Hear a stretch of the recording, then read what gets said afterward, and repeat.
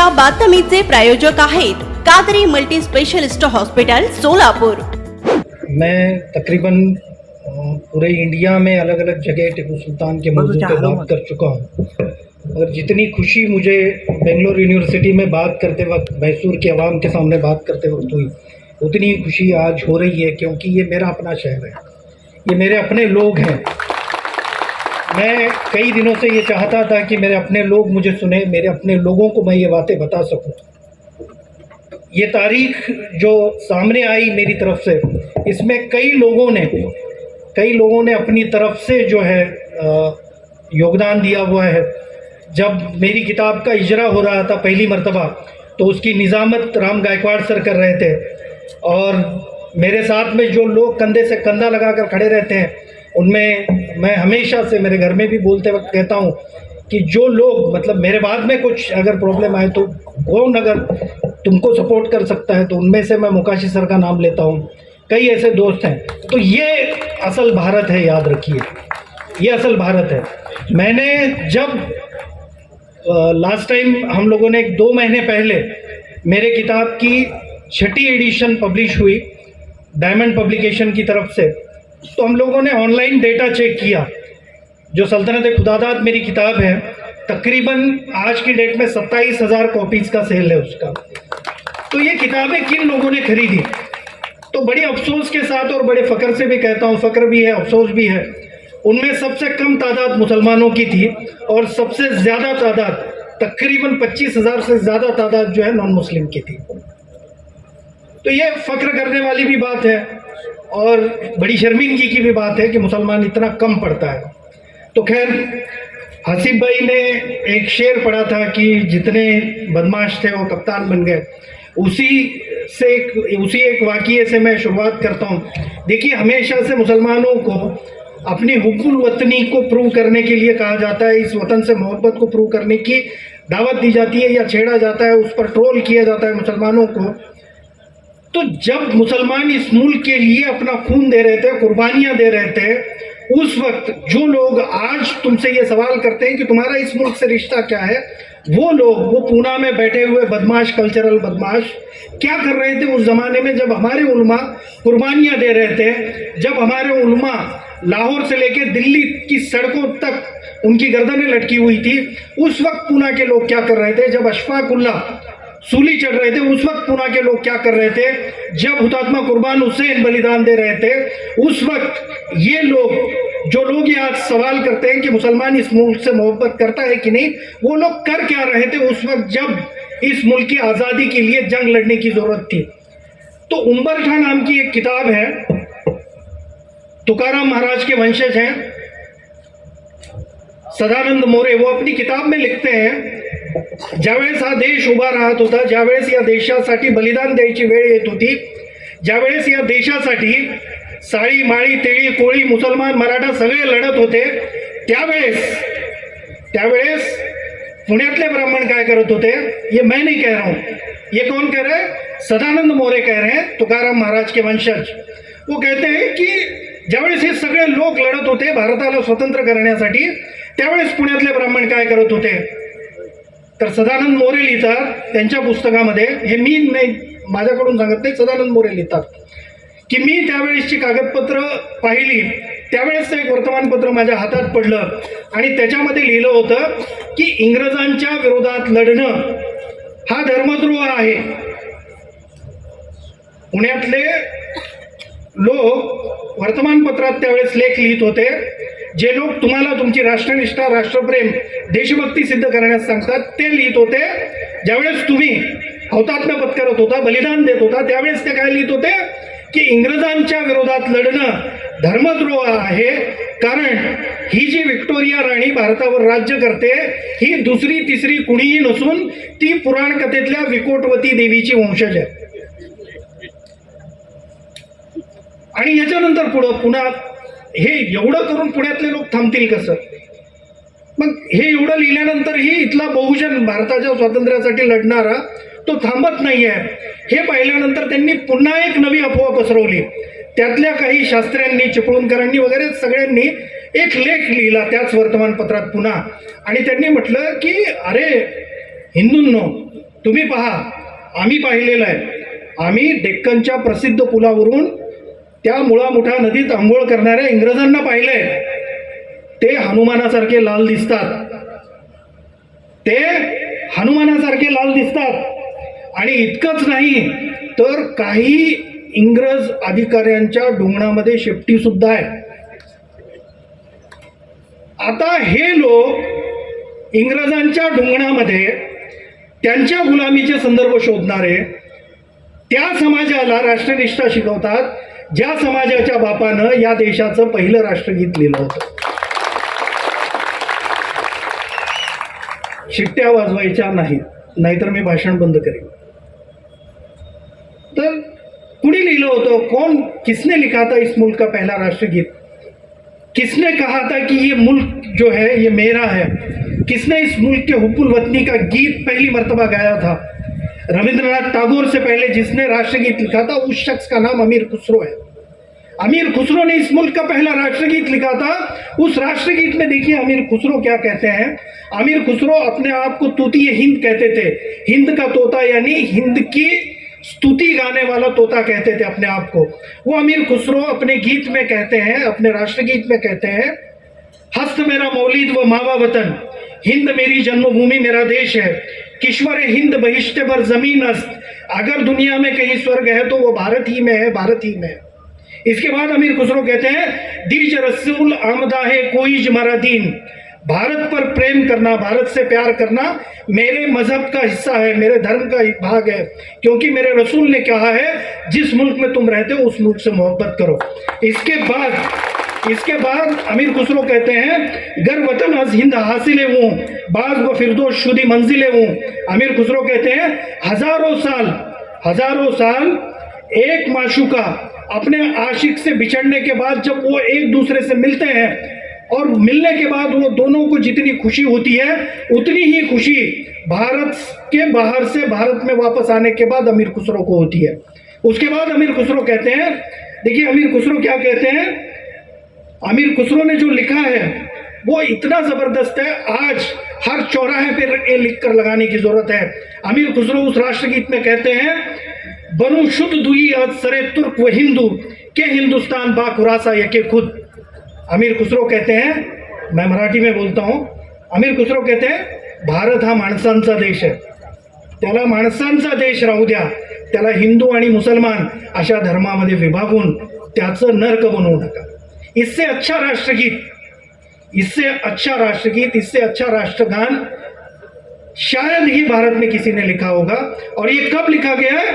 रविंद्रनाथ टैगोर से तकरीबन 600 साल पहले.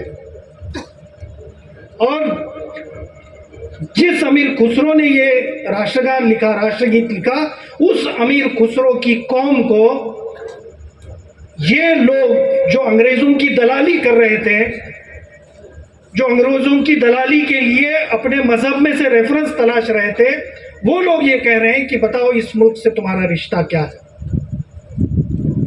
वो ये हिम्मत क्यों कर सकते हैं? वो ये क्यों पूछते हैं? वो ये सवाल करने की ताकत कहाँ से लाते हैं? वो ये सवाल क्यों करते हैं? क्योंकि उन्हें पता है कि जिस कौम में से मौलाना आज़ाद पैदा हुए थे, जिस कौम में से इकबाल पैदा हुए थे, जिस कौम में से इब्ने खल्दून पैदा हुए थे, उस कौम ने इल्म से नाता तोड़ दिया है. ये कौम हमसे फाइट ही नहीं कर सकती. और जब ये इनके अंदर कॉन्फिडेंस जागता है तो ये लोग किस तरह की हिस्ट्री लिखते हैं मुसलमानों की, किस तरह की से मुसलमानों के ताल्लुक से बातें करते हैं, पता है आप लोगों को? टीपू सुल्तान की तारीख की तरफ आने से पहले मैं टीपू सुल्तान की तारीख या मुसलमानों की तारीख किस तरह से लिखी जाती है उसके 3-4 रेफरेंसेस आपके सामने रखता हूँ. पूना यूनिवर्सिटी के वाइस चांसलर मनमोहन सिंह के मुंह बोले बेटे प्रोफेसर डॉक्टर नरेंद्र जाधव, उनकी एक किताब है आमी आणि आमचा बाप. 150+ एडिशन निकल चुके हैं उस किताब के. उस किताब में जो महाराष्ट्र का कैम्ब्रिज कहा जाता है पूना यूनिवर्सिटी को, उस यूनिवर्सिटी का वाइस चांसलर, इंडिया का प्लानिंग कमीशन का मेंबर, वो लिखता है कि मैं जब इकबाल का सारे जहां से अच्छा तराना पढ़ता हूं तो इकबाल की हुब्बुल वतनी को सलाम करने को दिल कहता है, मगर मेरे दिल में सवाल उस वक्त पैदा होता है जब यही इकबाल सारे जहां से अच्छा लिखने वाला पाकिस्तान चला जाता है। अब ये जो हजरत हैं जो लिख रहे हैं, ये पूना यूनिवर्सिटी के वाइस चांसलर रह चुके हैं, और ये क्या लिखते हैं कि इकबाल पाकिस्तान बनने के बाद पाकिस्तान चले गए। आइए थोड़ा सा क्रॉस चेक करते हैं हम लोग। इकबाल की डेथ कब हुई? 1938 में। पाकिस्तान कब बना? 1947 में। और पूना यूनिवर्सिटी का वाइस चांसलर इकबाल को उनकी इंतकाल के 10 साल बाद पाकिस्तान भेज रहा है। उनके इंतकाल के बाद 10 साल बाद पाकिस्तान भेज रहा है। वो क्यों भेज सकता है? क्योंकि उसको पता है मुसलमान जवाब नहीं देने वाला है। उसके अंदर एक अना पैदा हो गई है। वो जानता है कि मुसलमानों को इन चीज़ों से कोई लेना देना नहीं है। फिर हम लोग आगे बढ़ते हैं। फिर ये भाजपाइयों के सबसे प्यारे सावरकर की एक किताब है, साहस सोनेरी पाने। सावरकर की किताब में सावरकर ने टीपू सुल्तान के ताल्लुक से बहुत ही गंदी गंदी बातें लिखी हुई हैं। और वो कहते हैं, सावरकर कहते हैं अपनी किताब में की टीपू सुलतान हा हिंदू प्रपीडक आणि क्रूर कर्मा होता। त्यानं लक्षावधीच्या संकेत हिंदू स्त्रियांना बाटवलं वगैरह वगैरह। अब ये सारी चीजें जिस किताब में लिखी गई है साहस सोनेरी पाने में, उस किताब में सावरकर लिखते हैं की मी हे जे काही लिहिलंय ते मूळ संदर्भांवर आधारित असं लिहिलंय। त्यावेळेसची मूळ कागदपत्र मी पाहिली आहेत आणि मला इंग्लंडमध्ये असताना ब्रिटिश लायब्ररीमध्ये, इंडिया ऑफिस लायब्ररी जी ब्रिटिशमध्ये आहे, इंग्लंडमध्ये आहे, तिथं कर्नल माइल्सचा हिस्ट्री ऑफ मैसूर नावाचं एक पुस्तक सापडलं। त्या पुस्तकावर आधारित मी हे सगळं लिहिलंय। अब ये पढ़ने के बाद में मेरे दिमाग में एक सवाल पैदा हुआ, अगर हकीकत में टीपू सुल्तान ने लाखों की तादाद में हिंदू औरतों को मजहब तब्दील कराया होगा या उन पर जुल्म और ज्यादती की होगी, तो ऐसे बादशाह की तारीख मुझे नहीं लिखनी है। जो जालिम है उसकी तारीख लिखने की जरूरत नहीं है। मगर मैं सावरकर पर भरोसा भी नहीं करूंगा, क्योंकि सावरकर सच्चा नहीं हो सकता। तो मैंने क्रॉस चेक करना शुरू किया और इंडिया ऑफिस लाइब्रेरी लंदन की उसको एक ईमेल लिखा, और ईमेल में मेरे पहले BN पांडे ने भी ये रेफरेंस दिया हुआ है, उनकी किताब भी देख सकते हैं। उससे पहले मोहिबुल हसन साहब ने भी दिया हुआ है। तो हमने एक ईमेल लिखा, ईमेल लिखकर पूछा कि हमारे यहाँ पे सावरकर नाम के एक ऑथर हैं, एक मौर्रिख हैं, उन्होंने अपनी किताब में ऐसा ऐसा लिखा है, और उन्होंने रेफरेंस दिया है कि मैंने जो कुछ लिखा हुआ है वो कर्नल माइल्स की किताब से लिखा हुआ है, और कर्नल माइल्स के किताब की एक कॉपी जो है, कर्नल माइल्स के किताब की कॉपी जो है ओरिजिनल, वो रखी हुई है इंडिया ऑफिस लाइब्रेरी में। तो इंडिया ऑफिस लाइब्रेरी ने हम लोगों को जवाब दिया और कहा कि कर्नल माइल्स नाम का कोई शख्स ब्रिटिश ईस्ट इंडिया कंपनी की तारीख में नहीं हुआ, उसने हिस्ट्री ऑफ मैसूर या हिस्ट्री ऑफ इंडिया नाम की कोई किताब लिखी नहीं, और वैसा कोई शख्स ब्रिटिशर्स की तारीख में हुआ ऐसा रेफरेंस हमारे पास में अवेलेबल नहीं है। इसका मतलब ये था कि जो शख्स पैदा नहीं हुआ, जिसने किताब नहीं लिखी, उसके नाम से एक मनगढ़ंत किताब का हवाला देके सावरकर ने अपनी किताब में टीपू सुल्तान की बदनामी की। वो ये कर सकता था क्योंकि उसे ये पता था कि मुसलमान इसका जवाब देने वाला नहीं है।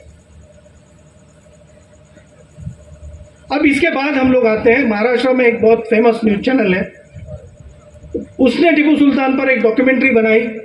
डॉक्यूमेंट्री में उन्होंने दावा किया कि सन 1745 में टीपू सुल्तान ने 5000 अहंगार ब्राह्मणों का कत्ल किया। ये डॉक्यूमेंट्री तेजी से वायरल हुई। बहुत सारे लोगों ने मुझे सवाल किया कि अगर ऐसा है तो तुम टीपू सुल्तान का नाम क्यों लेते हो। कई मुसलमानों ने सवाल किया, तो मैंने मुसलमानों से कहा कि थोड़ा सा क्रॉस चेक किया करो, थोड़ा सा। ये चैनल जो है टीपू सुल्तान पर इल्जाम लगा रहा है कि सन 1745 में टीपू सुल्तान ने 5000 अहंगार ब्राह्मणों की हत्या की। आप थोड़ा सा क्रॉस चेक कीजिए, गूगल पर जाइए, डालिए टीपू सुल्तान की बर्थ डेट क्या है, आपके सामने बर्थ डेट आती है 10 नवंबर 1750।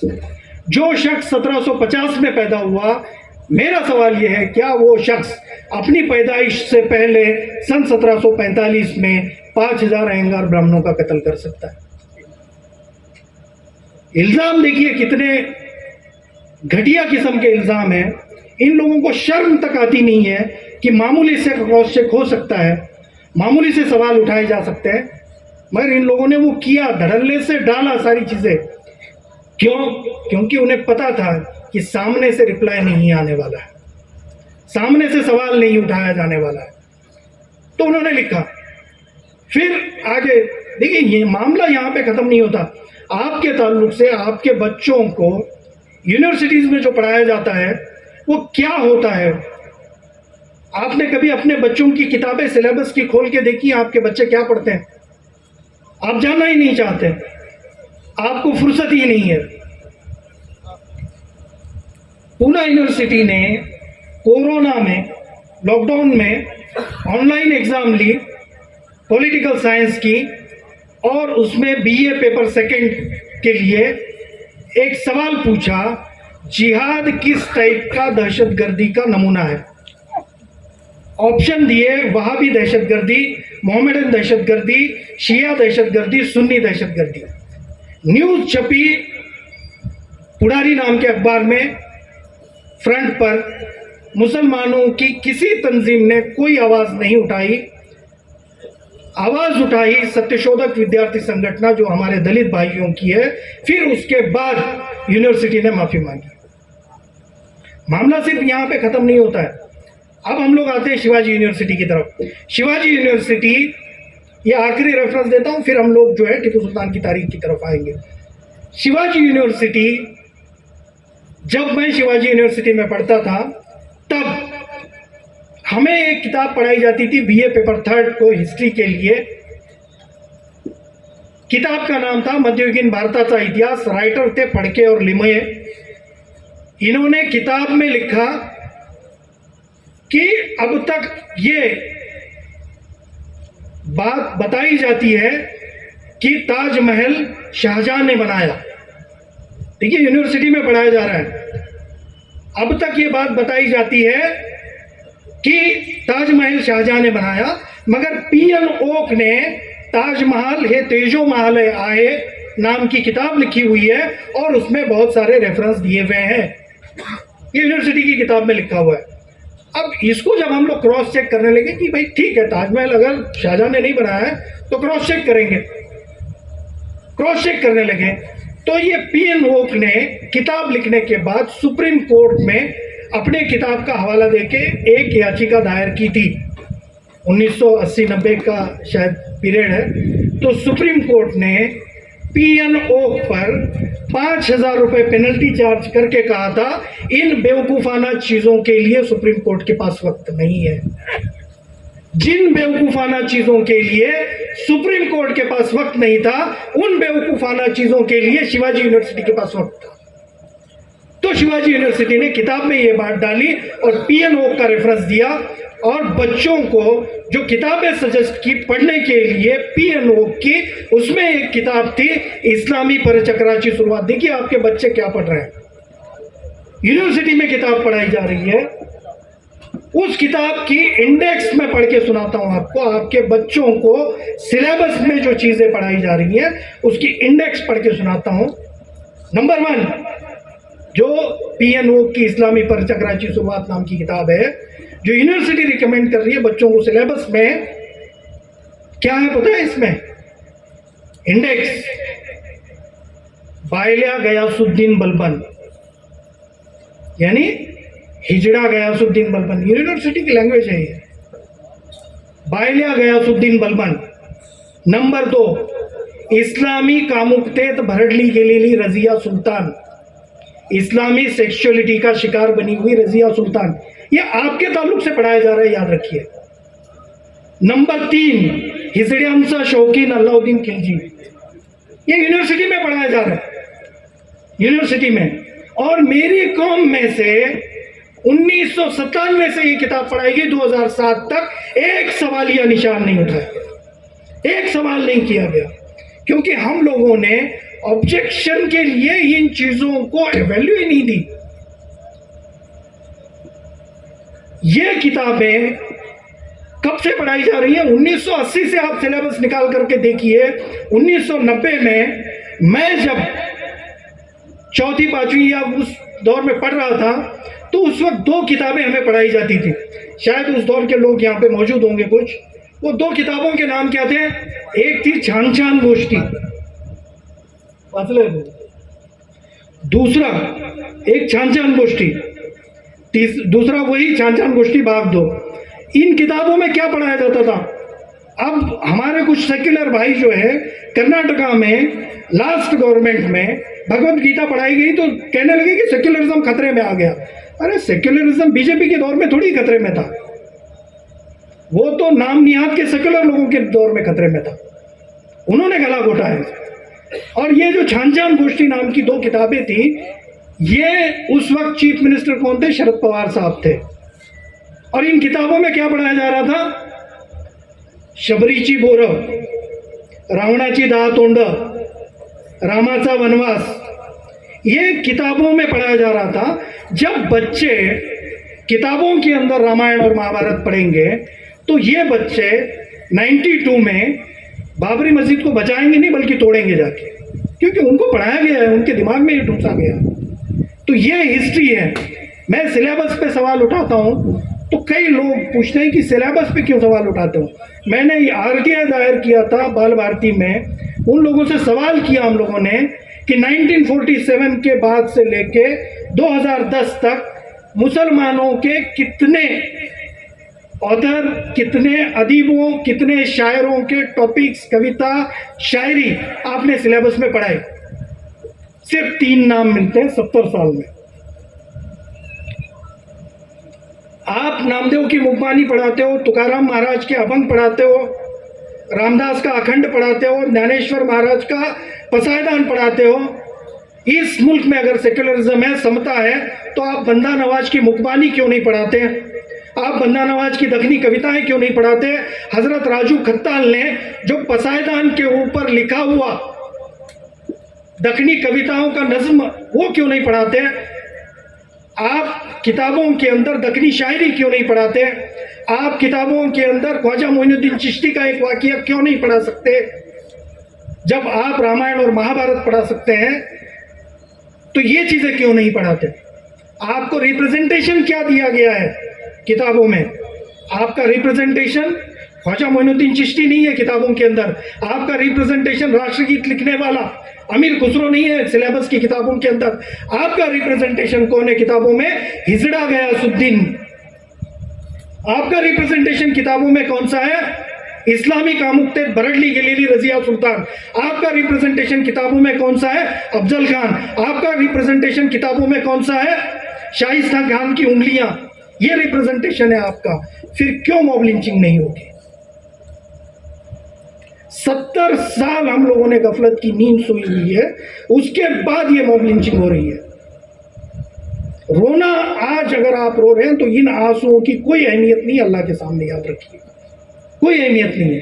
खैर ये चीज़ें तो अलग एक मौजू हो सकता है इस पर, सिलेबस के ऊपर। हम लोग आते हैं टीपू सुल्तान की तरफ। टीपू सुल्तान से पहले हैदर अली की तारीख को समझना ज़रूरी है। देखिए टीपू सुल्तान और हैदर अली को बदनाम क्यों किया जाता है, उसका एक अहम रेफरेंस जो है हैदर अली की हिस्ट्री में मिलता है। हैदर अली अपनी हुकूमत जो है अपने दम पे बनाते हैं।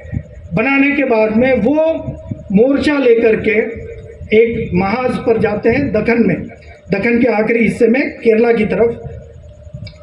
तो वहाँ के अछूत भाई जो हैं वो आकर हैदर अली को मिलते हैं और कहते हैं कि आप इंसाफ पसंद बादशाह हैं, हमने आपकी बातें बहुत सुनी है, आपके ताल्लुक से बहुत सुना हुआ है। यहाँ के नायर, यहाँ के ब्राह्मण जो है हम पर बहुत जुल्म ज़्यादती करते हैं, तो आप जो है हमें इस जुल्म और ज़्यादती से निजात दिलाइए। तो हैदर अली सारी मालूमात लेते हैं कि क्या जुल्म होता है इन पर, और उसके बाद हैदर अली इस मुल्क में पहली मर्तबा अनटचेबिलिटी के खिलाफ कानून बनाते हैं। वो कानून में क्या है?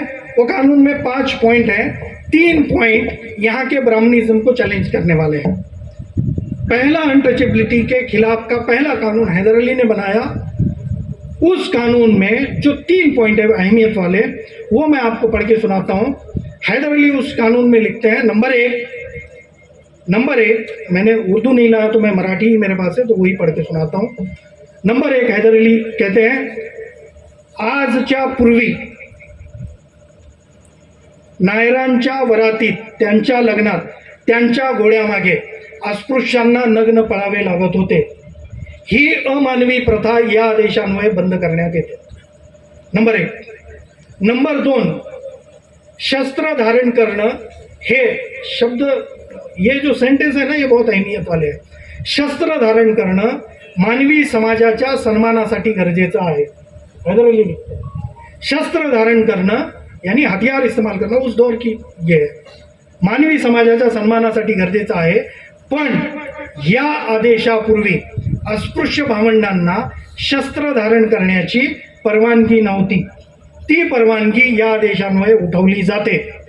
अस्पृश्य भावंड याच्यानंतर आपल्या आयुष्याच्या सन्मानासाठी, आपल्या जीवनाच्या सन्मानासाठी, आपल्या जीवनाच्या रक्षणासाठी शस्त्र वापरू शकतात आणि उच्चवर्णीयांच्या विरोधातही लढू शकतात. नंबर 2. नंबर 3, नायरांना जे आजपर्यंत या मालबार पट्ट्याच्या समाजरचनेमध्ये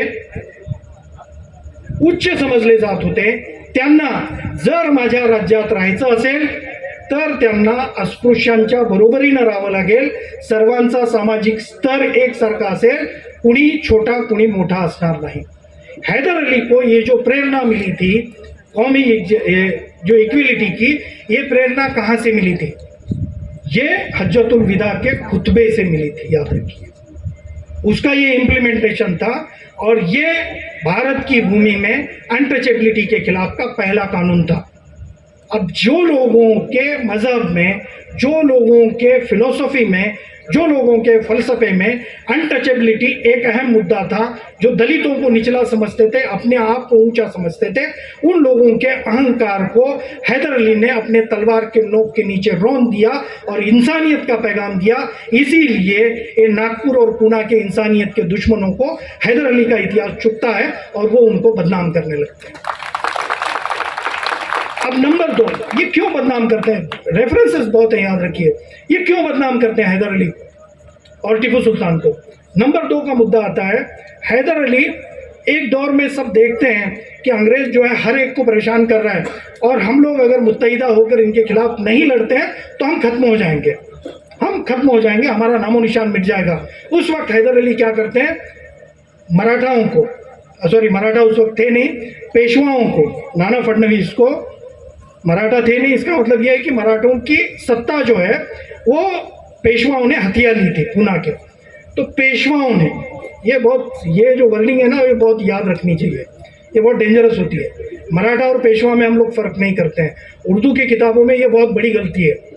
तो ये बहुत अहमियत वाला मुद्दा है कि पेशवाओं को लेटर लिखा, निज़ाम हैदराबाद को लेटर लिखा, अदोनी के नवाब को लेटर लिखा, होलकर को लेटर लिखा, शिंदे को लेटर लिखा और सबको एक बात कही.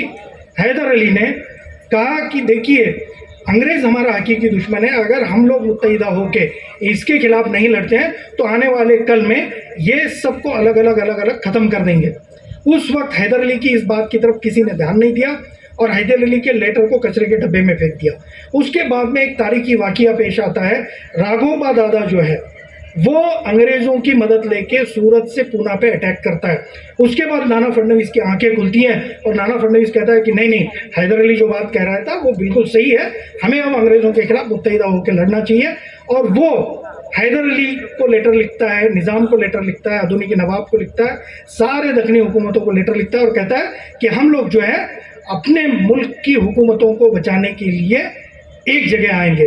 उसके बाद इन लोगों में एक एग्रीमेंट होता है. उस एग्रीमेंट के तहत हैदराबाद दक्कन में लड़ने की जिम्मेदारी निज़ाम हैदराबाद पे दी जाती है, जो मुसलमान है, जानबूझ के अंडरलाइन करना पड़ता है. अदोनी के नवाब पर दी जाती है, वो भी मुसलमान है.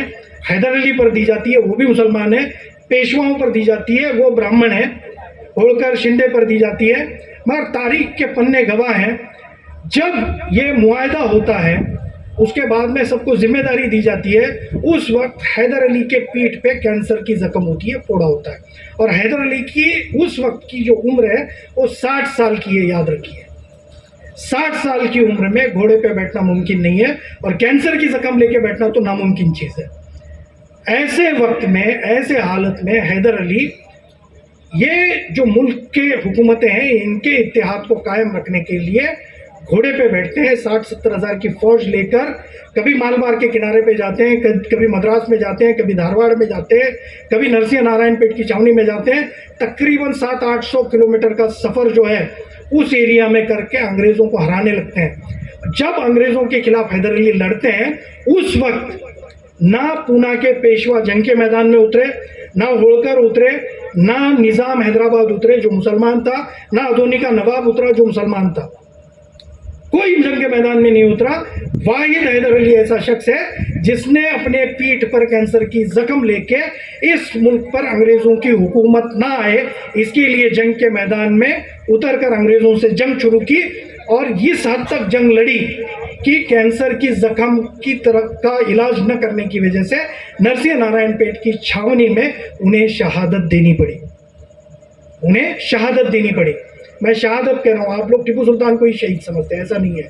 शहादत हैदर अली ने भी दी हुई है, तो शहादत देनी पड़ी। अब ये एक तरफ ये चीज़ें हो रही हैं, एक शख्स पीठ पर कैंसर की जख्म लेके 60 साल की उम्र में लड़ रहे हैं। उस वक्त पूना के पेशवा ये सारी चीज़ें देख रहे हैं, सोच रहे हैं कि हैदर अली 60 साल की उम्र में पीठ पर कैंसर की जख्म लेके मद्रास के अंग्रेज़ों को हरा सकता है, उनको इस मुल्क से बाहर धकेल सकता है, मंगलोर के अंग्रेज़ों को हरा सकता है, तो आने वाले कल में ये हैदर अली पूना के पेशवाओं को भी ख़त्म कर सकता है।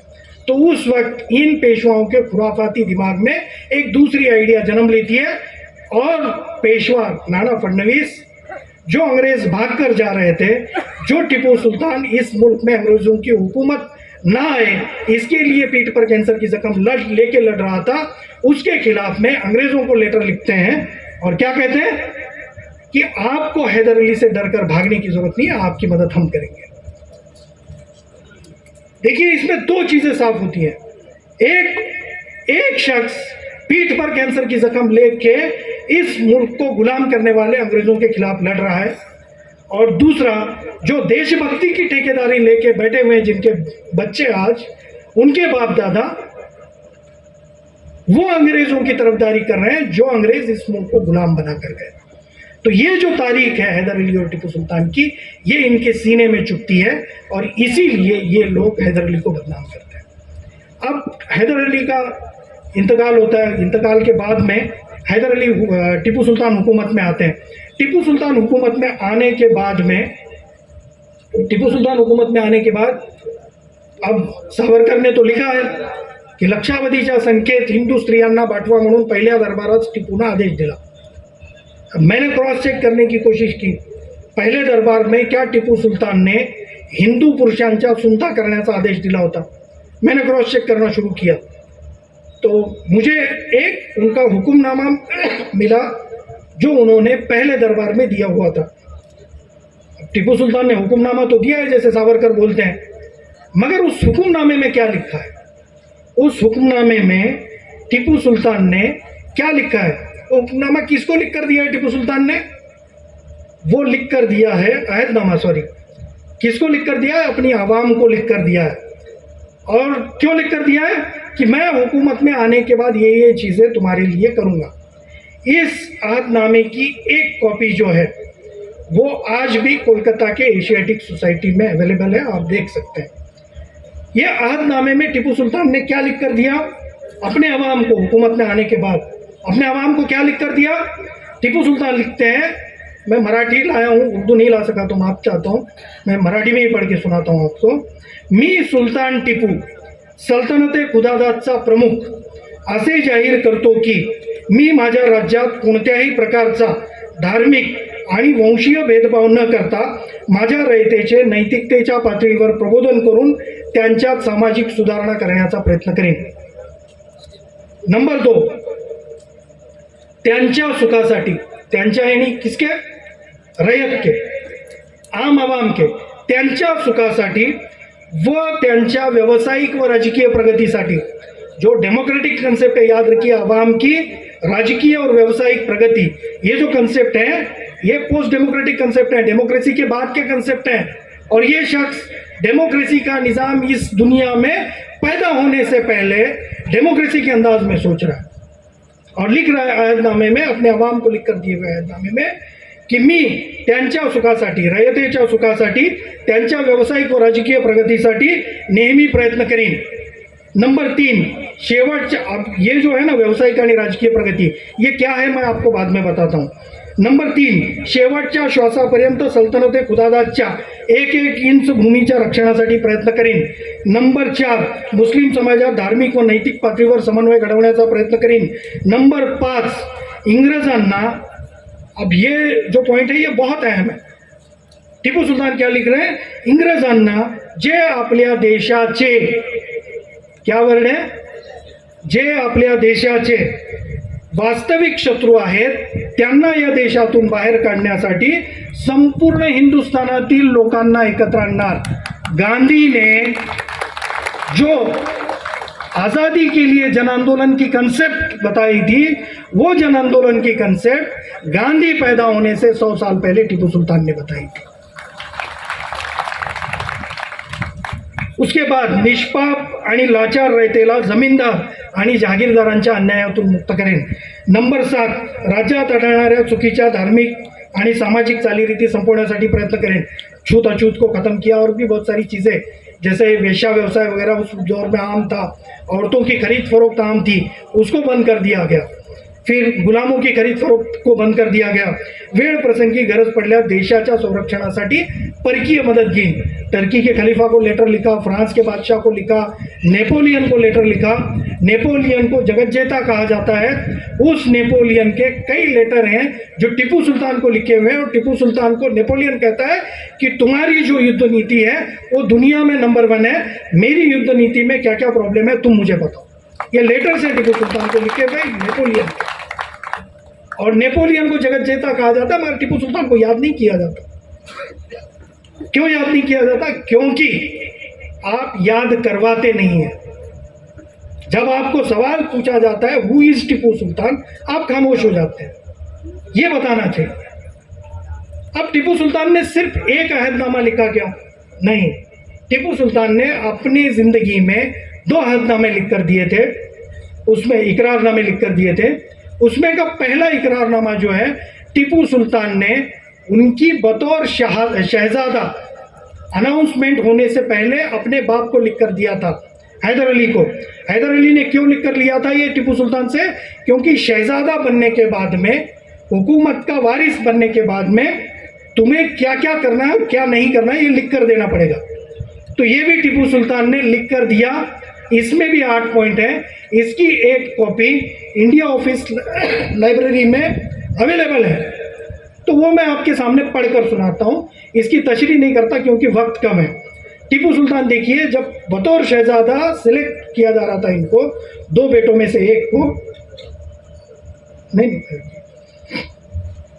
2 बेटों में से एक को सिलेक्ट किया जा रहा था, तो हैदर अली ने लिख कर दिया क्या करना है क्या नहीं करना है. तो उसमें टिपू सुल्तान लिख कर देते हैं, ईश्वरी आचारसंहितेप्रमाणे म्हणजे कुराणातील मार्गदर्शक तत्वाप्रमाणे जीवन जगण्याचा प्रयत्न करीन. ईश्वरी आचारसंहितेत निषिद्ध अशी कोणतीही कृती करणार नाही. तशी कृती केल्यास जी शिक्षा असेल कुराणमध्ये नमूद केलेली ती मला द्यावी. एक शहजादा लिख कर दे रहा है. नंबर 2, शासकीय खजिन्यात चोरी अथवा अपहार करणार नाही. तसे केल्यास मला फाशीची शिक्षा देण्यात यावी. एक बादशाह का बेटा लिखकर दे रहा है, देखिए. नंबर 3, खोटारडेपणा, ये तो बहुत इंपॉर्टेंट है आज के दौर में. खोटारडेपणा आणि धोकेबाजी केल्यास फाशीची शिक्षा देण्यात यावी. नंबर 3, पित्याच्या इच्छेविना कोणाकडूनही भेटवस्तू आणि पेशगीची रक्कम स्वीकारणार नाही. तसे केल्यास मला नाक कापून राज्यातून बेदखल करावे. नंबर 5, राज्याच्या हिताशिवाय अन्य कोणत्याच प्रकरणात लक्ष घालणार नाही. तसे केल्यास मला फाशीची शिक्षा देण्यात यावी. नंबर 6, सरकारला माझी गरज पडल्यास त्यांनी कोणत्याही लष्करी मोहिमेवर पाठवल्यास वरिष्ठांच्या सल्ल्याने काम करीन. यानी बादशाह का बेटा होने का कोई घमंड नहीं है इसमें. वरिष्ठांच्या सल्ल्यानं काम करीन. त्यात कसूर केल्यास मला फाशीची शिक्षा देण्यात यावी. नंबर 7, कोणतेही पत्रव्यवहार, आर्थिक व्यवहार तुमच्या इच्छेप्रमाणेच करीन. तुम्ही ठरवून दिलेल्या आचारसंहितेप्रमाणेच करीन. जर तसे केले नाही तर जी शिक्षा इकरारनाम्यात नमूद आहे ती देण्यात यावी. अब नंबर 8, एफिडेविट लिखने के बाद हम लोग लिखते हैं आजकल कोर्ट में कि ये जो कुछ लिखा है मैंने मेरी मर्जी से लिखा है वगैरह वगैरह. तो टिपू सुलतान लिखते हैं, हे काही शब्द, हे जे काही शब्द मी लिहून दिले आहेत ते माझ्या इच्छेप्रमाणे लिहून दिले आहेत आणि ते मी मुखोद्गत केलेले आहेत आणि हे देखील मान्य करतो की मी वरील वचननाम्याप्रमाणेच काम करीन. जर त्याचा भंग केला तर जी शिक्षा नमूद है ती देण्यात यावी. अब इसमें जिस तरीके से सावरकर बताते हैं, क्या हिंदुओं के जबरदस्ती धर्मांतर की बात की गई है? क्या हिंदू औरतों पे बलात्कार की बात की गई है? कोई एक पॉइंट उठाकर दिखाइए, कोई एक पॉइंट उठाकर दिखाइए. अब टिपू सुल्तान हुकूमत में आते हैं. हुकूमत में आने के बाद टिपू सुल्तान वो जो जंग हैदर अली अधूरी छोड़कर गए थे, दूसरी मैसूर वार, उसको पूरा करते हैं. उसके बाद में तीसरी जंग होती है, फिर निज़ाम पेशवाओं के साथ में जंग होती है. तकरीबन 600-700 अलग अलग महाज पे 20 साल के दौरे हुकूमत में लड़ते हैं. लड़ने के बाद में वो चौथी मनहूस जंग जो है आती है. वो चौथी मनहूस जंग के 2-3 वाक़ये बता के फिर बाद में टिपू सुल्तान की थोड़ी जो नॉन पॉलिटिकल हिस्ट्री है वो बताकर मैं ख़त्म करता हूँ. 15 मिनट लगेंगे बस. तो ये जो आखिरी जंग है, ये आखिरी जंग में किसने गद्दारी की थी? मीर सादिक. आप लोगों को नाम पता है. पर ये जो मीर सादिक है ये नंबर 2 का गद्दार है. ये मीर सादिक जो है ये नंबर 2 का गद्दार है. नंबर 1 का गद्दार कौन है? पंडित पूर्णैया. ये पंडित पूर्णैया ने क्या किया? तो ये पंडित पूर्णैया के पास टिपू सुल्तान ने रॉकेट लॉन्चर्स दिए हुए थे. आपको तो पता है रॉकेट लॉन्चर्स. आप टिपू सुल्तान को फादर ऑफ रॉकेट्स कहते हैं, मगर टिपू सुल्तान फादर ऑफ रॉकेट्स नहीं है. मैं बहुत जिम्मेदारी से कह रहा हूँ. रॉकेट की टेक्नोलॉजी की निजात हैदर अली ने की थी, उसको डेवलप टिपू सुल्तान ने किया हुआ है. तो ये बात को समझना ज़रूरी है. हम लोग क्या करते हैं, किसी का एक सेंटेंस मिला कि उसको आगे बढ़ाना शुरू कर देते हैं. ऐसा नहीं है. अब्दुल कलाम साहब का सेंटेंस मिला तो उसको आगे बढ़ाने लगे, मगर अब्दुल कलाम साहब का भी क्रॉस चेक हम लोग नहीं करते. अब्दुल कलाम साहब का फोटो लगाया बैनर के ऊपर, हम लोगों को लगता है कि हमने बहुत बड़ा तीर मारा है, मगर आप लोगों को शायद पता नहीं होगा. NRC के अंदर पहली अमेंडमेंट वाजपेयी के दौर में अब्दुल कलाम साहब के सिग्नेचर से हुई थी. और मुसलमानों की बेवकूफ़ी ये है, NRC के खिलाफ आंदोलन में फोटो लेके नाच रहे हैं अब्दुल कलाम का. जिस अब्दुल कलाम ने वो घटिया कानून बनाया, उसी अब्दुल कलाम को अपना आदर्श बना के आप नाच रहे थे.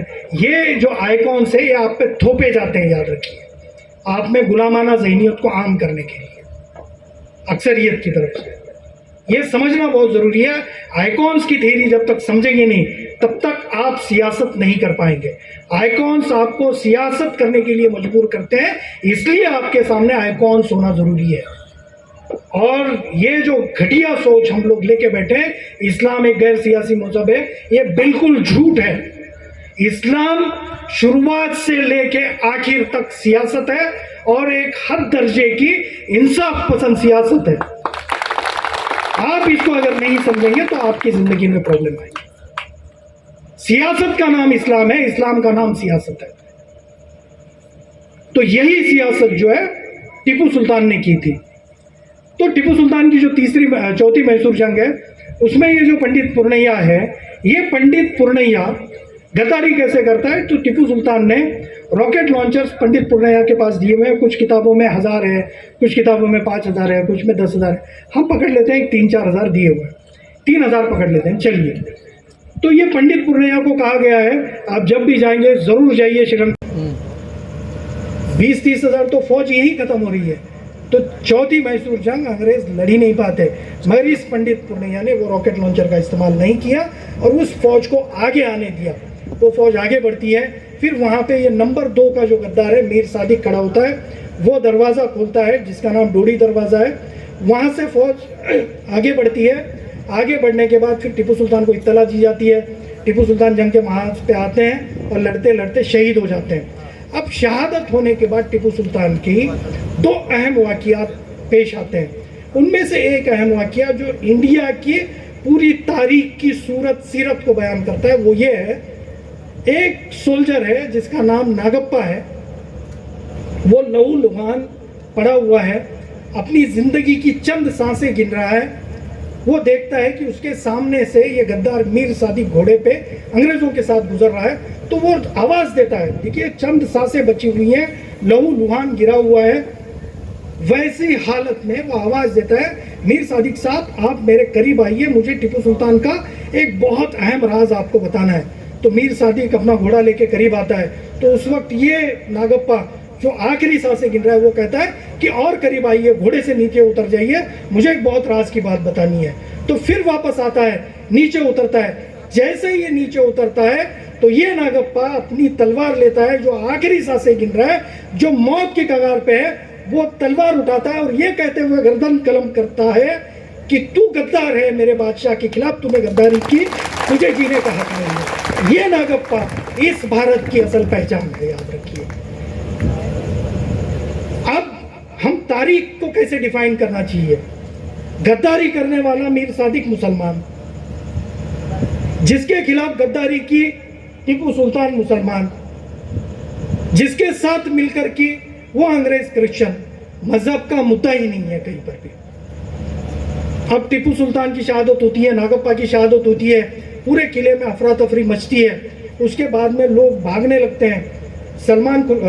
खुर्शीद मुस्तफ़ा रिजवी साहब ने अपनी किताब वो लड़की को नज़र की है, उसका वाक़या बताता हूँ। तो एक ब्राह्मण लड़की जो है अपने घर के चौखट पे बैठी हुई है और ये तमाशा देख रही है, लोग भाग रहे हैं। तो ब्राह्मण लड़की उन लोगों को कहती है कि तुम लोग क्यों भाग रहे हो, तुम लोग क्यों भाग रहे हो? तो लोग कहते हैं कि अपना बादशाह खत्म हो गया, मर गया, हमारा अब यहाँ पर कोई नहीं है, तो हमें भाग जाना चाहिए। तो वो लड़की कहती है, ब्राह्मण लड़की जो नाबालिग है 16-17 साल की, वो कहती है, नाबालिग यानी आपकी एज के हिसाब से बता रहा हूँ, तो वो कहती है बादशाह मर गया तो क्या हुआ, बादशाह शहीद हो गया तो क्या हुआ, बादशाह के बेटे हैं, हम उनकी लीडरशिप में लड़ेंगे। मगर उसकी बात कोई नहीं सुनता है, वो भागने लगते हैं। तो ये ब्राह्मण लड़की अपने घर में जाती है, अपने बाप की तलवार उठाती है, लड़ते लड़ते उसी जगह शहीद होती है जहां पर टीपू सुल्तान की लाश है। ये ब्राह्मण लड़की, ये नागप्पा इस मुल्क की असल पहचान है, याद रखिए।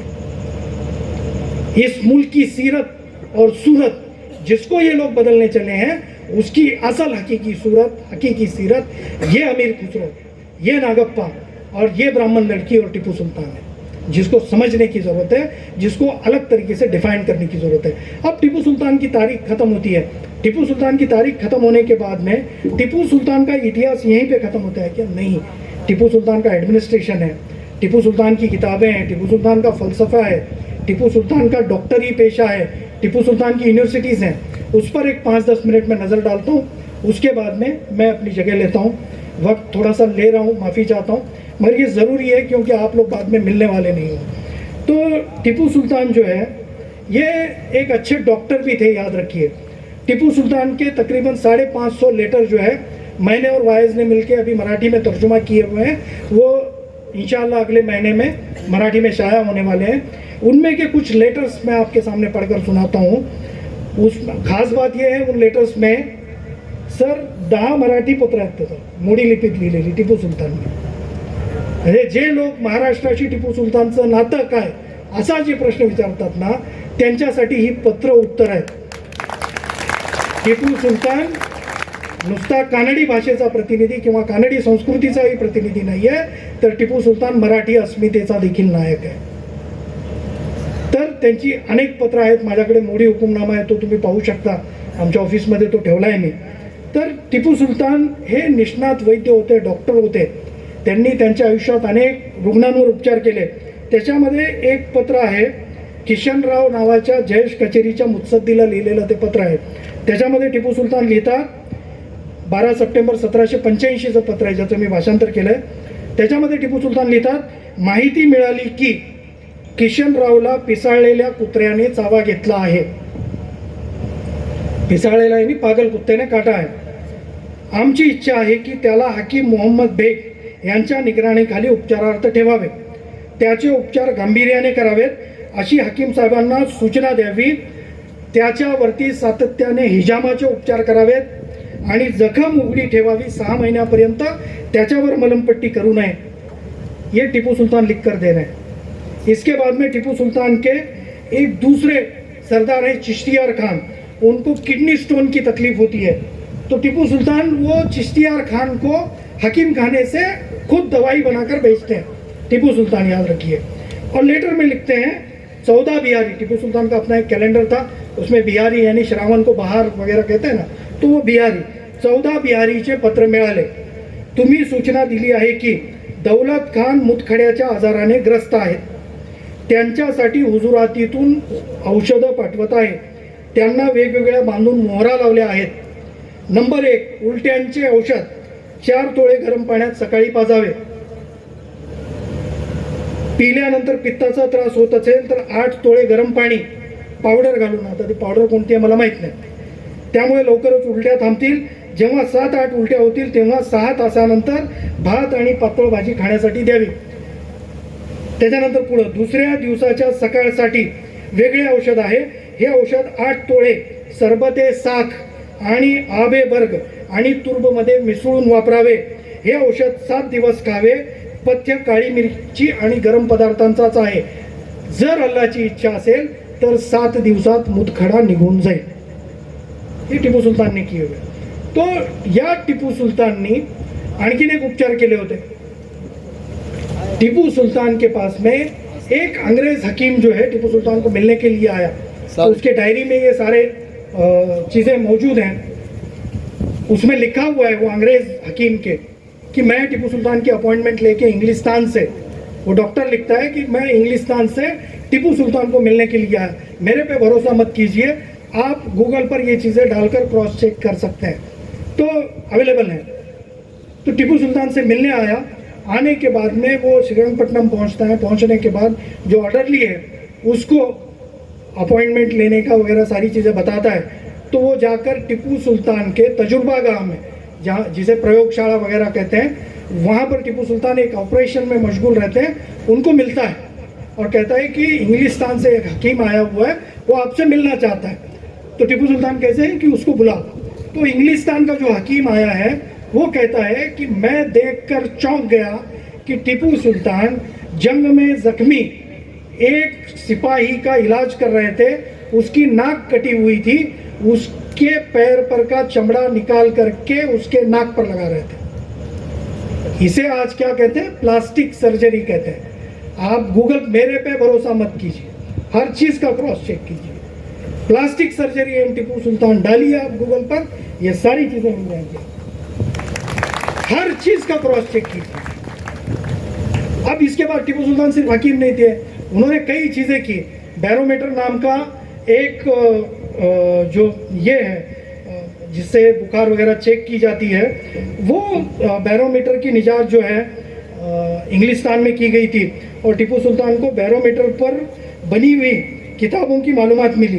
तो टिपू सुल्तान ने वो बैरोमीटर को मंगवाने के लिए अपने वहाँ के ऑफिसर को लिखा कि मुझे पता चला है कि बैरोमीटर नाम का एक ऐसी मशीन उन लोगों ने बनाई हुई है जिसका इस्तेमाल करने से मालूम होता है कि आदमी के जिस्म में बुखार कितने लेवल पर है, उसके 2 नुस्खे जो है हिंदुस्तान भेज दो। ये टिपू सुल्तान उस दौर में कर रहे हैं, तजुर्बे याद रखिए। फिर इसके बाद टिपू सुल्तान सिर्फ डॉक्टर नहीं है, टिपू सुल्तान ने कई किताबें लिखी।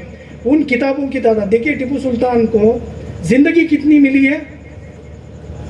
1750 से 1799, 49 साल की ज़िंदगी।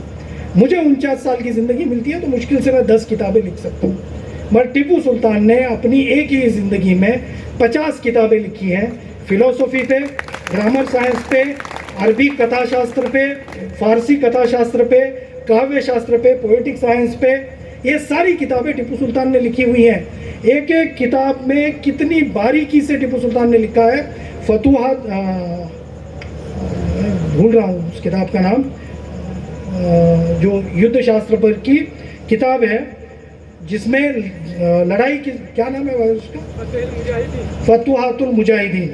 तो वो फतूहातुल मुजाहिदीन में टीपू सुल्तान ने जंग किस तरीके से लड़नी चाहिए, सोल्जर किस तरीके का होना चाहिए, सोल्जर की हाइट कितनी होनी चाहिए, उसने खाना क्या खाना चाहिए, घोड़ा किस तरह का होना चाहिए, घोड़े को कौन सा खाना खिलाना चाहिए, घोड़े को पानी कितने लीटर पिलाना चाहिए, कौन से माहौल में किस तरह से जंग लड़नी चाहिए, ये सारी चीज़ें लिख कर रखी हुई हैं। और सोल्जर को छुट्टी कब देनी चाहिए, किस हालत में छुट्टी देनी चाहिए, और कौन से कुशन को कौन से टुकड़ी को कहाँ पे इस्तेमाल करना है, ये सब लिखा हुआ है। तो ये सारी चीज़ें मैं पढ़ नहीं सकता, तकरीबन 7-8 पेजेस हैं इसमें। कि एक चीज़ जो है, देखिए सलामी किस तरह से दी जानी चाहिए। टिपू सुल्तान ने उस ज़माने में अपना नेशनल एंथम भी बनाया हुआ था, राष्ट्रगीत भी बनाया हुआ था। टिपू सुलतान लिखते हैं, जे राष्ट्रगीत बनवण्यात आलेलं आहे त्या राष्ट्रगीताला बँड पथकासोबत दिवसात 2 वेळा वाजवण्यात यावं, सकाळी ध्वज फडकवण्यात यावा त्यावेळेस राष्ट्रगीत वाजवावं आणि सूर्यास्ताच्या आधी ध्वज खाली उतरवण्यात यावं आणि त्यावेळेसही बँड पथकानं राष्ट्रगीत वाजवलं पाहिजे। तो वो बैंड पथक में कितने लोग होने चाहिए, शहनाई किस तरीके से बजनी चाहिए, उसकी लैंग्वेज कैसी होनी चाहिए, ये सारी चीज़ें लिख कर रखी हुई है टीपू सुल्तान ने। तो इसमें ये जो लश्करी सलाम होते हैं ये कैसे करने चाहिए ये पढ़ता हूँ, फिर बाद में दूसरी चीज़ों की तरफ हम लोग आएंगे। टिपू सुल्तान लश्करी सलाम कैसे करने हैं इसके ऊपर लिखते हैं। टिपू सुल्तान लिखते हैं, जर मीर बक्षी लष्कराचा आढावा घेण्यात आले तर त्यावेळी सर्वात पुढच्या पहारेकऱ्याजवळ पोचतील तेव्हा सरखेल आणि त्याच्या अखत्यारीत असणाऱ्या 24 सैनिकांनी त्यांना लष्करी सलामी द्यावी। नंबर 2, ज्यावेळेस सिपेदार आढावा घेण्यासाठी येतील तेव्हा जमादार आणि 12 सैनिकांनी सलामी द्यावी। नंबर 3, कवायतीच्या वेळी या लष्करी सलामीची गरज नसेल। ये सारी चीज़ें डिटेल्स लिख कर रखी हुई हैं। टिपू सुल्तान की लाइब्रेरी इतनी अहम थी, तकरीबन 1700-1800 किताबें थी उसमें। जब टिपू सुल्तान की शहादत हुई उसके बाद में अंग्रेज़ों ने ये लाइब्रेरी अपने ताबे में ली और लेके कहाँ लेकर गए पता है आपको?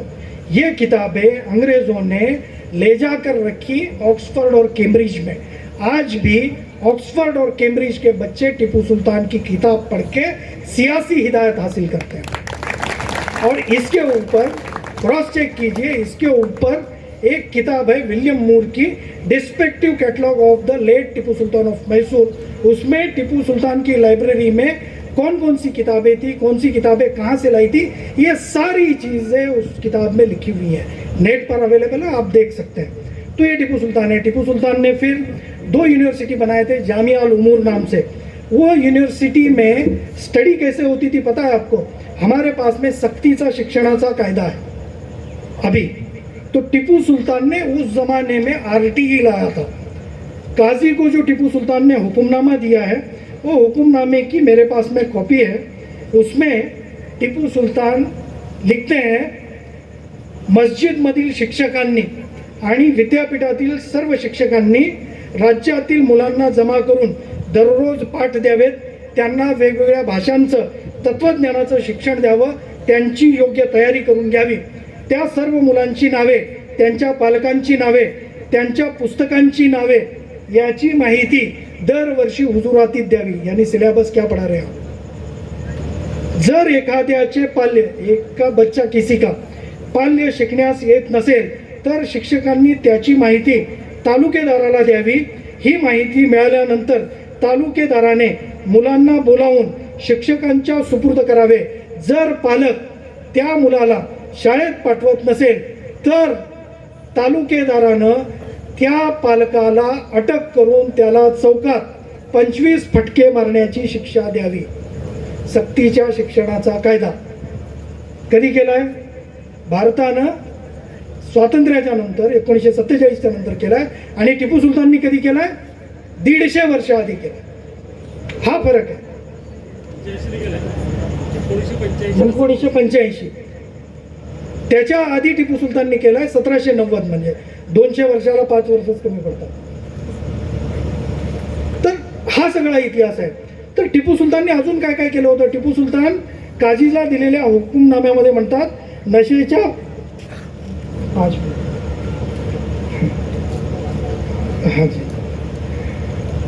टिपू सुलतान काजीच्या हुकुमनाम्यामध्ये म्हणतात, नशेच्या वस्तूंचा वापर करण्यापासून लोकांना रोखावे, बलात्कारी दारुड्यांना शिक्षा द्यावी। अब आगे का जो पॉइंट है वो बहुत ही जबरदस्त है।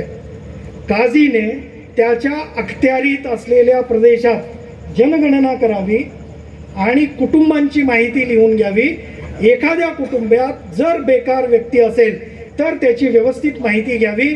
तो कोणत्या क्षेत्रात निष्णात आहे त्याची माहिती घेऊन त्याला कामाला लावावे। जर कामाला लावण्यासाठी त्याच्याकडे पैसा नसेल तर सरकारी तिजोरीतून त्याला भांडवल उपलब्ध करून द्यावं. बेकारी निर्मूलन. ह्याच्यानंतर टिपू सुलताननी बरंच काय काय केलंय. टिपू सुलताननी एक व्यापारी कंपनी बनवली होती. 2 मिनिटात फक्त संपवतो.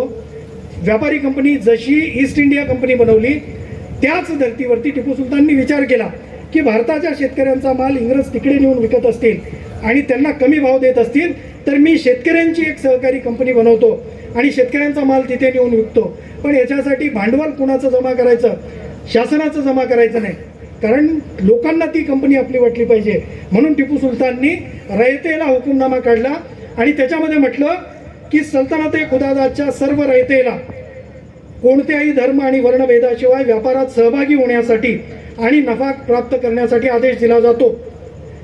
त्या आदेशानुसार सल्तनत-ए खुदादाच्या रयतेतून, मी मधलं स्किप केलंय थोडंसं, सल्तनत-ए खुदादाच्या रयतेतून जी व्यक्ती 5 इमामी आणि 5 रुपये 5 इमामी ते 500 इमामी पर्यंत व्यापारात लावण्यासाठी जमा करेल त्याला वर्षाच्या अखेरीस प्रत्येक इमामीच्या बदल्यात 50% नफा दिला जाईल. जी व्यक्ती 500 इमामी ते 5000 इमामी जमा करेल त्याला 25% नफा दिला जाईल. म्हणजे कमी पैसा जमा करणाऱ्याला, गुंतवणूक करणाऱ्याला 50%, जास्त जमा करणाऱ्याला 25% आणि अतिश्रीमंत जे आहेत 5000 इमामीपेक्षा अधिक जमा करणाऱ्यांना फक्त 12.5% मुनाफा दिला जाईल. ये टिपू सुल्तान का. टिपू सुल्तान ने उस दौर में 2 शुगर फैक्ट्री बनाई थी. अब वो शुगर फैक्ट्री का नाम क्या था पता है आपको? आप सल्लल्लाहु अलैहि वसल्लम के नाम से नहीं था, प्रॉफिट के नाम से नहीं था, हजरत उमर के नाम से नहीं था, इस्लाम के नाम से नहीं था. उन शुगर फैक्ट्रीज का नाम था श्री अष्टग्रामा शुगर मिल्स. क्या नाम है? Shri Ashtagrama sugar mills. वो मिल्स में पालली और चिन्नपट्टनम में वो शक्कर कारखाने थे.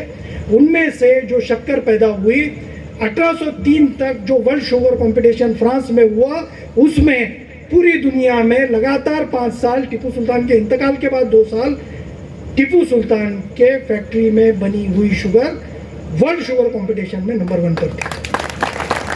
टिपू सुल्तान ने स्टीम इंजन टेक्नोलॉजी लाई, टिपू सुल्तान ने शुगर फैक्ट्री लाए, टिपू सुल्तान ने जिरात के अलग अलग कवानीन बनाए, डैम बनाया, बहुत सारी चीज़ें हैं. तकरीबन और 1 घंटा लग सकता है, मगर दूसरे भी तकरीर करने वाले यहाँ पे हैं, उनको भी सुनना है आप लोगों को. तो मैं आप लोगों की रज़ा लेता हूँ. जाते जाते एक वाक़या सुनाता हूँ सर सैयद की ज़िंदगी का. सर सैयद ने अपनी ज़िंदगी में आखिरी दौर में अपनी पूरी प्रॉपर्टी जो है अलीगढ़ मुस्लिम यूनिवर्सिटी को वक्फ कर दी थी. तो उनका एक दोस्त चीखते चिल्लाते उनके पास आया और कहने लगा कि सर सैयद आपने ये क्या बेवकूफ़ी की. अपने मुस्तकबिल सोलापुरात वैद्यकीय क्षेत्रात उत्तुंग भरारी घेतलेले व ISO नामांकन मिळालेले हॉस्पिटल म्हणजे कादरी मल्टी स्पेशलिस्ट हॉस्पिटल.